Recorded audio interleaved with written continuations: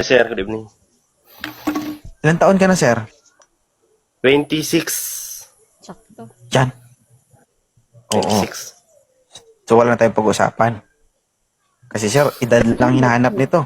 Walang pakialam sa itsura, walang pakialam sa iba. Oh. Edad Edad lang. lang talaga. Oo. Hi, ma'am Lindinia. Sir, single mom, 21 years old, batang-bata. Sobrang laki.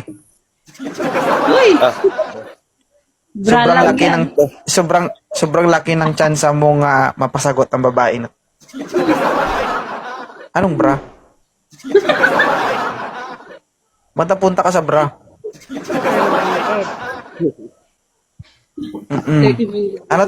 Ano trabaho ni sir? Ano, sir? Kumpanya, nasa bakasyon ngayon. Sige. Nasa bakasyon. Sir, 21 years old, may isang anak. Anong masasabi mo? Batang-bata pero agresibo. Pwede. Lame. Mahilig sa tattoo, sir. Oh.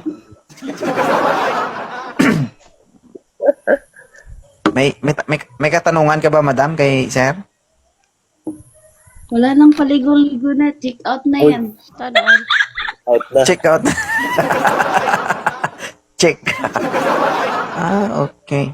Basta wag Swerte lang mo, sir, magsusinog no? yung edad mo nga. Pababalikin kita dito tapos papaya kita. Ha? Papakita mo mag-private tayo. Papakita mo yung totoo mo yung ID mo. Gusto ko makita. Baka nagsinungaling ka sa edad mo. Ha? Kape, Yung pakita ko. asawa ko rin, Parang NBI to. Siyempre, magpakatotoo tayo. Huwag tayong magsisinungaling. Bukas, pakita ko sa'yo message. So, gantihan mo, sir. Sabi mo, magpakatotoo ka rin. Sige nga, pakita mo akong totoo. Baka hindi nabubulag lang. Ay. Carbon check. Baka hindi Carbon. totoo eh. Bigyan mo lang. Ha? Katotohanan man ang gusto mo. Eh, paano pag ginantihan ka ni sir? Oh. Dahil ginawa mo sa akin yan, hindi ako papayag. Gusto ko rin makita. Ipakita mo para makita natin yung... Agay! Pwede ba yan? Pwede naman. Ay, ma'am. Basta ulitan. Aray! Kaya, Paldo ka, sir. No? Paldo. Taga saan ka, sir? ano, sir? Rumblon? Romblon.